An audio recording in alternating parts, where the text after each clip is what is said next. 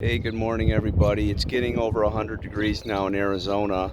And I'm just going to show you one quick way to make your air conditioner a little more efficient this summer.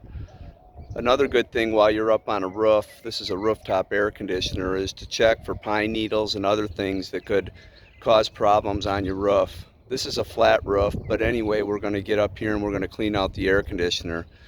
You won't believe how much dirt gets built up between the fins, and it creates less efficiency.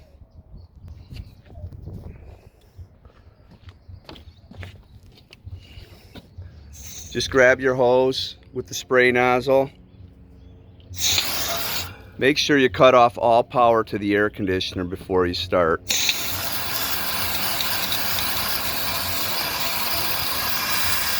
can see the dirty water starting to come out.